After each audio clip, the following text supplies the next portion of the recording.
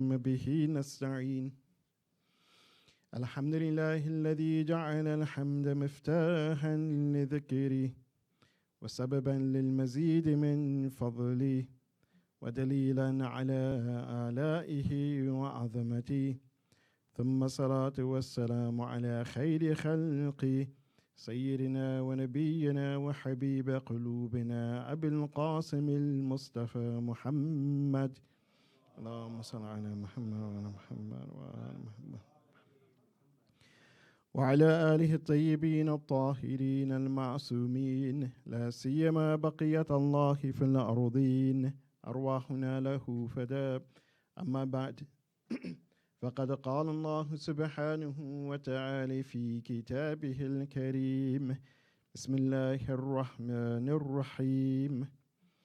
فلولا كانت قرية آمنت فنفعها إيمانها إلا قوم يونس لما آمنوا كشفنا عنهم عذاب الخزي في الحياة الدنيا ومتعناهم إلى حين. صدق الله العلي العظيم.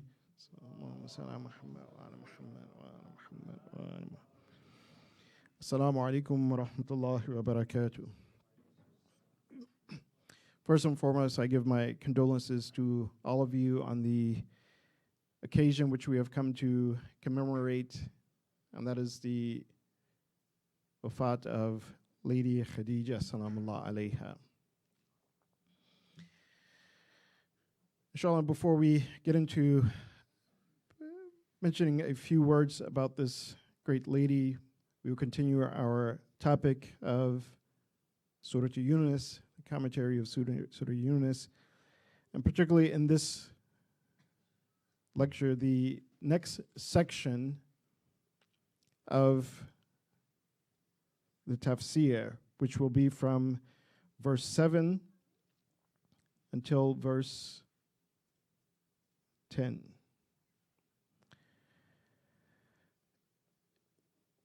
As we mentioned in the previous section, Allah subhanahu wa ta'ala, He speaks about His sovereignty, His lordship, His governance of this world.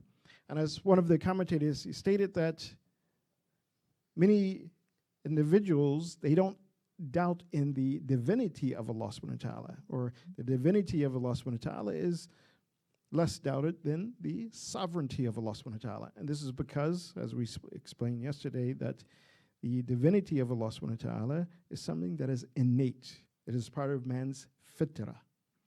Of course, he may mistake what that divinity is, but there's an inclination, there's a natural inclination in mankind, and for example, towards life. This is one example. Most individuals, they incline towards living.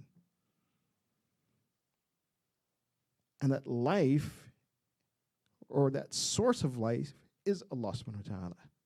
So that inclination itself is the fitrah of man, to incline towards living, to incline towards life. But a person may mistake, or his fitrah may be skewed to some extent, that you think that, well, the source of life is this idol, or the source of life is this, or nature itself.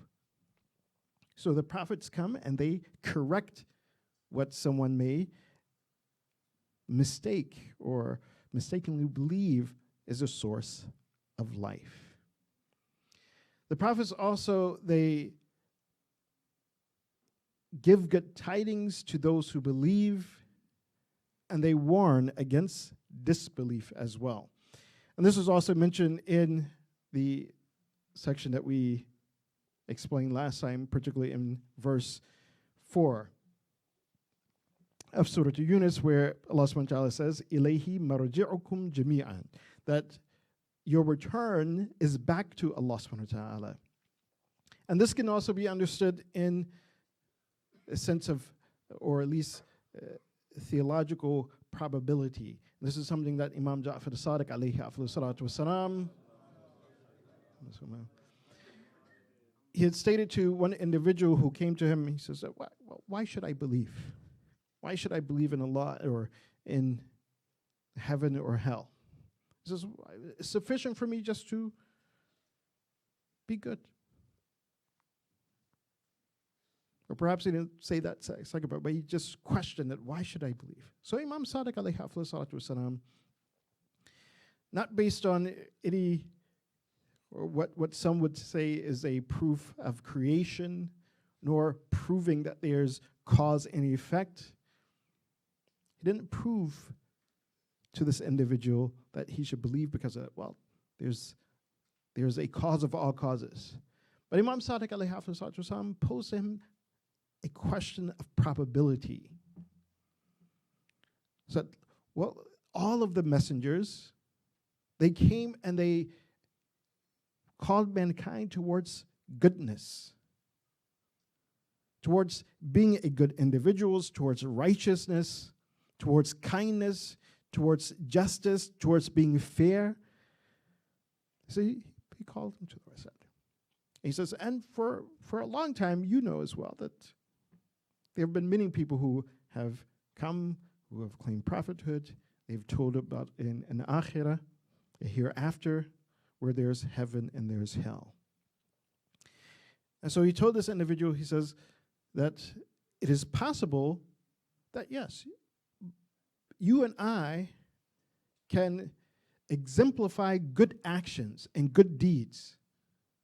That I'm, as a person who believes in God and believes in the hereafter, that I act nicely, I act kindly, I do righteousness, I do justice, but I believe in the hereafter. He says, you also, even if you don't believe in God, you don't believe in the hereafter, you can also do good as well.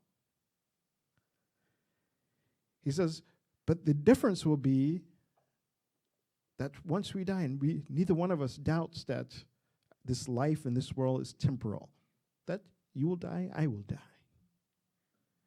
And I'm explaining the words that Imam Sadiq alayhi salatu he's stating. He says, you'll die, I will die. He says, but when we die, he says, if I am right, that in my kindness in this world, my justice in this world, and my belief that I had that you didn't have, and I acted for the sake of that hereafter, he says, then when the hereafter comes, if there's hereafter, then I would have gained the blessings of the hereafter. I would have gained paradise. And I wouldn't have lost anything in this world because my good deeds, my righteousness, it earned me respect from among people, humanity. And in the hereafter or on the day of judgment, I will be rewarded with paradise. He says, you, on the other hand, that, of course, if you don't believe and you didn't do righteousness, then, of course, you will earn the dislike and the displeasure of people. But if you acted righteously and you did good, but you didn't believe in the hereafter, he says, yes, you will earn the respect of people in this world. He says, but in the next world, you will have nothing. Again, if. And again, he's basing it on probability. If there's nothing. If there's nothing, then you have nothing to worry about.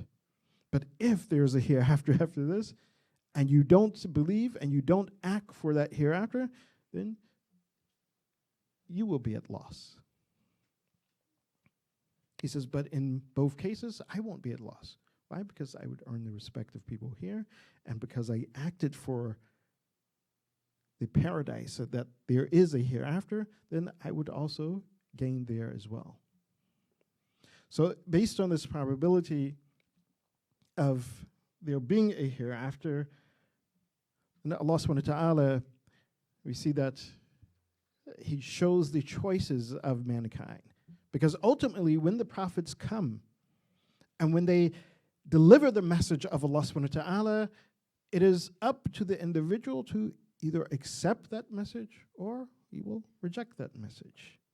So Allah subhanahu wa ta'ala, beginning in verse 7, he states, Inna alladhina amanu, he says, Inna alladhina la yarjuna liqa'ana waradhu bil hayati dunya watma'annu biha walladhina hum an ayatina ghafilun. So Allah subhanahu wa ta'ala, he begins with those individuals who rejected the message of the Prophet. And he gives their characteristics, their traits. And there are 4 traits that Allah subhanahu wa ta'ala he outlines. He says, إِنَّ الَّذِينَ لَا يَرْجُونَ لَقَاءَنَا. That these individuals, they do not desire, or they have lost hope of meeting or encountering Allah subhanahu wa ta'ala. وَرَضُوا بِالْحَيَاةِ الدُّنْيَا. And they are content with only this life. So in that scenario of probability that Imam Sadiq alayhi salatu wasalam, he outlines, then that individual, he would say that, well, perhaps I can do good, I can be a kind person, I can be a righteous person.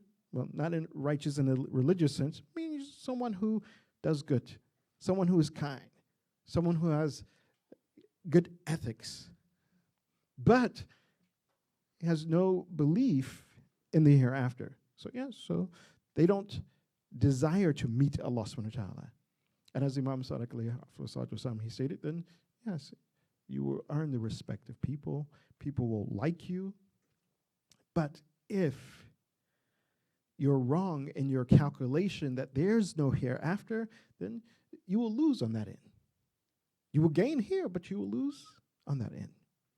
Because you would not have worshipped Allah subhanahu wa ta'ala, as Allah subhanahu wa ta'ala, he states in that the section that we gave tafsir of the other day, that when he establishes sovereignty, he says, fa'abudu, that if you believe, if you have accepted this message of the Prophet, then fa'abudu, then worship Allah subhanahu wa ta'ala. So those individuals, they do not desire to meet Allah subhanahu wa ta'ala. They are content with this world. وَتْمَأَنُّوا بِهَا.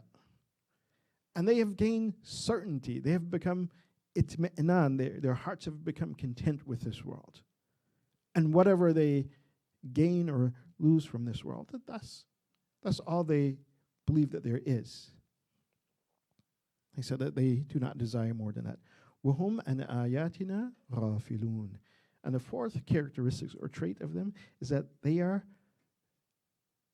neglectful of Allah subhanahu wa ta'ala's signs. The signs that were pointed out in the previous verses, where Allah subhanahu wa ta'ala, he says that he has created the heavens and earth, he has created the sun, the moon, the physical order, the cosmological order of things. He has created these things for signs, as signs, for those who have consciousness, those who are aware, those who, again, understand these signs. So these individuals who reject the message of the prophets, who refuse, again, to really reflect upon their own fitrah, their inclinations, and to correct what misbeliefs they may have with regards to their inclinations, that they are neglectful of those signs. أولئك مأواهم النار بما كانوا يكسبون. And then Allah subhanahu wa ta'ala states that their end is the hellfire, that those individuals, their abode is the fire because of what they have earned. And this is not to say that you have 2 possibilities, as also Imam Sadiq alayhi wasallam, he pointed out in his discussion with that individual, is, well, those individuals who were wicked, those who did not have good akhlaq, those individuals who were oppressors. And this is one of the things that we see during the time of Hazrat Yunus as well, the Assyrian Empire, that, as we mentioned before, that in their warfare and their treatment of others, they were merciless.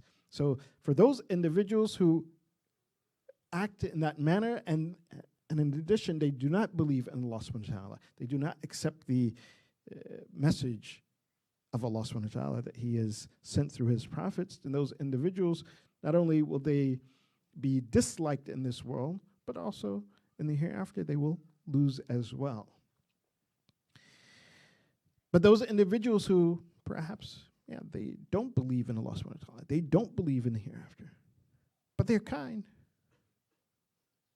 they're nice, they're individuals who are fair, they're individuals who are just, in the sense that whatever laws are created in this world, they abide by those laws. They are just. They won't lie, they won't cheat, they won't steal. And we have such individuals. And in this world, yes, they will earn the respect of people. They earn, again, that we also interact with them in kindness. But because of their disbelief, bima yaksibun, ulaika ma'wahum an-nar bima yaksibun, that because again, they didn't worship Allah subhanahu wa ta'ala, then their abode is hellfire. And if we ask, why is this? Allah subhanahu wa ta'ala, He explained it in the second group of verses that we mentioned before, particularly in, I believe it's in verse 4, where Allah subhanahu wa ta'ala, He stated that He gives these, or when all of creation returns back to Him, He will judge between them bil qist, that He will be just towards them. And so those individuals who may have been kind in this world, who are, I guess, righteous in the sense of a worldly sense, then Allah subhanahu wa ta'ala, again, based on His justice, He will give all of their reward in this world. You were kind in this world, and you were rewarded in this world. But because you did not act for the hereafter, then there's no reward for the hereafter. And this is what Imam Sadiq alayhi wasallam,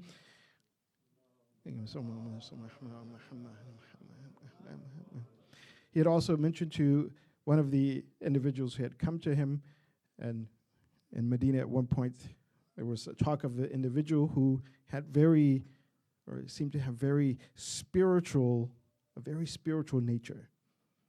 And even it appeared that some karamat, some, unusual, unordinary things would happen, that he was able to do some things, some miracles, things like miracles. So Imam Sadiq alayhi wasallam called this individual and he asked, how did you reach this state? And this individual, he stated that, well, whatever my nafs, whatever my whims desired, I went against that. And because I went against that, then I was able to obtain this spiritual state. So Imam Sadiq alayhi wasallam, he says, yes. He says, this is true. This is possible. So then Imam Sadiq alayhi wasallam proceeded to establish for him the proof of the oneness of Allah subhanahu wa ta'ala, to correct his nature, because again, in his fitrah, he knew that he had to do, this individual knew that he had to, again, go against his low desires in order to be a better human being, which he did. And this is, again, the fitrah of man. He was seeking completeness. So then Imam Sadiq, he told him about the Prophet. He told him about, again, the concept of Tawheed that he should accept. Then he asks this individual, he says, now, do you accept? And he said, no. He thought a bit, and he says, no. At that point, Imam Sadiq alayhi wasallam, he asks him, he says, when I presented this to you, this proof to you, he says, what did your nafs say? He says, well, my nafs said, don't accept. He said, why? Because then if I accept, then I will have to change what I'm doing. And I perhaps won't have the same spiritual state. So Imam Sadiq alayhi wasallam, he said that, he says, so for everything until this point, you went against your nafs, your desires, except for this. He was like, why? He says, this is an inconsistency in your own spiritual path.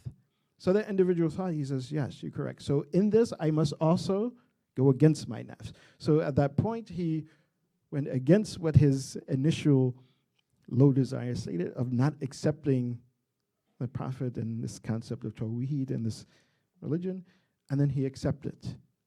At that point, Imam Sadiq alayhi wasallam told him, he says, now, that miracle or that thing that you were performing, he says, do it. And he wasn't able to do it. Then he looked at Imam Sadiq and he was like, what? Well, now you've taken me off of my path. Imam Sadiq says, no, I've saved you. He says, because, yes, when you went against your nafs and you gained this spiritual level, Allah subhanahu wa ta'ala was rewarding you for everything you did in this world. And your reward was only in this world. He says, but now part of your reward is in the hereafter, and part of your reward will be here. But then he guaranteed, and he says, or at least comforting, he says, and if you continue on this path that you're doing, he says, all that state will return to you again. But you will also have saved something for the hereafter. And of course, inshallah, we'll give commentary of the next verses a little bit later, where it talks about the believers, about those who desire to meet Allah subhanahu wa ta'ala, and their abode is paradise. And of course, those who desire to meet Allah subhanahu wa ta'ala, as the Prophet of Allah sallallahu alayhi wa sallam, he has stated,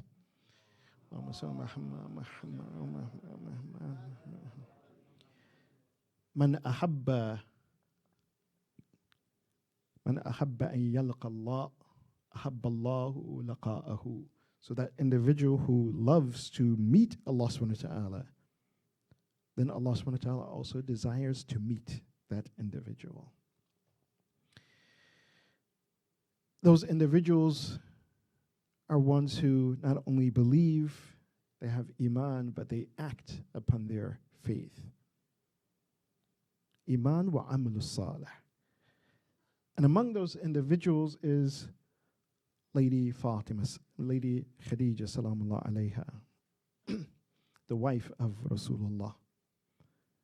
Not only did she believe, and she was stated one of the first woman who believed in the message of Rasulullah sallallahu alayhi wa sallam, but she gave everything she had for Islam.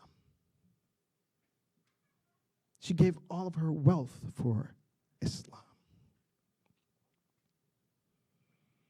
And not only was she someone who was rewarded in this world with, again, the status that she had, but also in the akhirah, that she was guaranteed paradise. This is something that the Prophet of Allah sallallahu alaihi wasallam said, that she was guaranteed paradise. She was also rewarded in this world with a daughter, Fatima Zahra salamullah alayha. Allahumma salli Muhammad. Among the most precious individuals to Rasulullah, his daughter Fatima Zahra, and her mother is Khadija. And of course, as followers of the Imams alayhim salatu wasalam, and there's no need to even say that what our feeling is about Fatima Zahra, and how the Imams themselves, what they explained about Fatima Zahra. And that if, as the Prophet of Allah himself, he has stated that that paradise is beneath the feet of the mother, then Khadija salamullah alayha, she also has a great status. This woman who gave everything.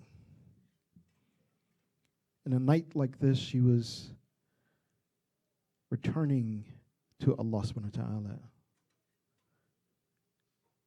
In a year that was considered the year of sadness, Amul Huzn, because according to history, either 1 month or 6 months earlier, Abu Talib had also passed away. So it was a very weighty year for Rasulullah sallallahu alaihi wasallam.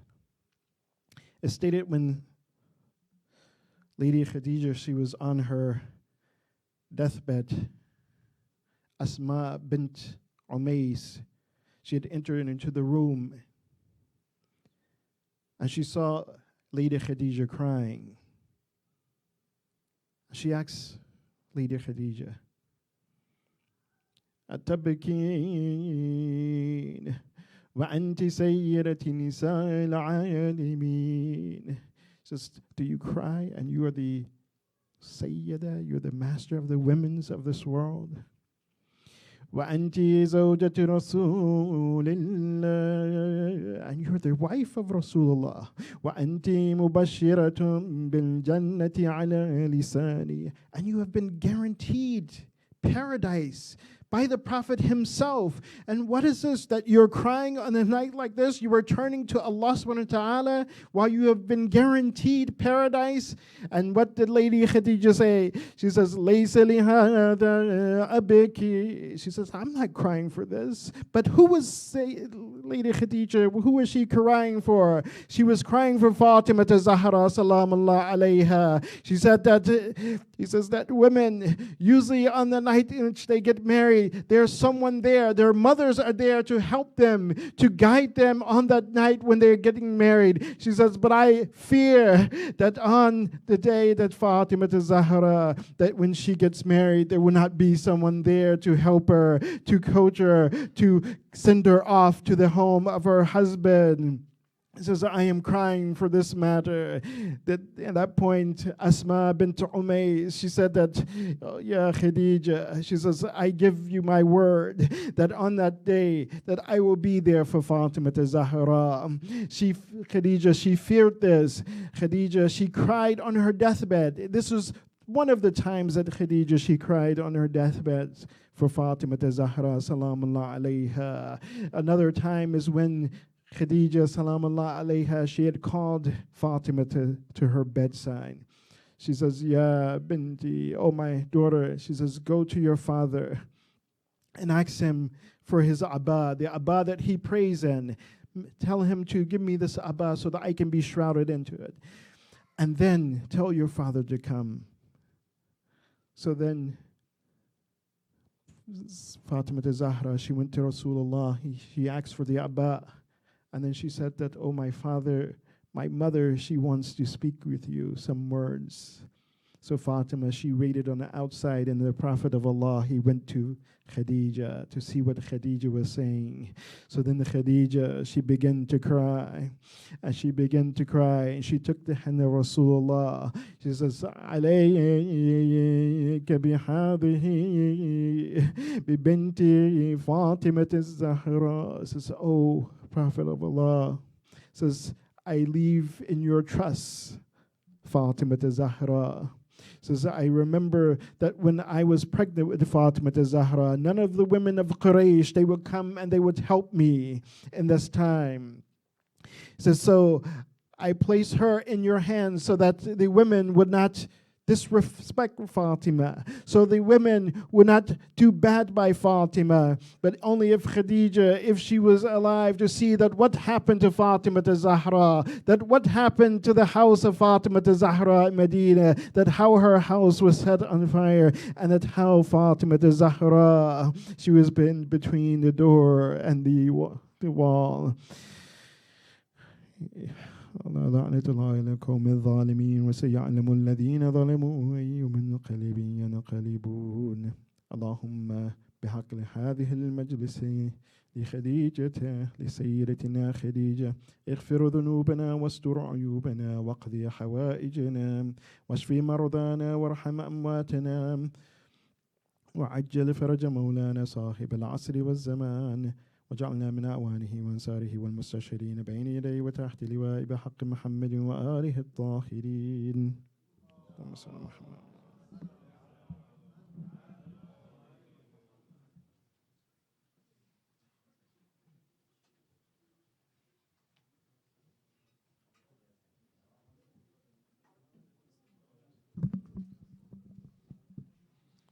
أعوذ بالله من الشيطان الرجيم. بسم الله الرحمن الرحيم. إن الله وملائكته يصلون على النبي يا أيها الذين آمنوا صلوا عليه وسلموا تسليما.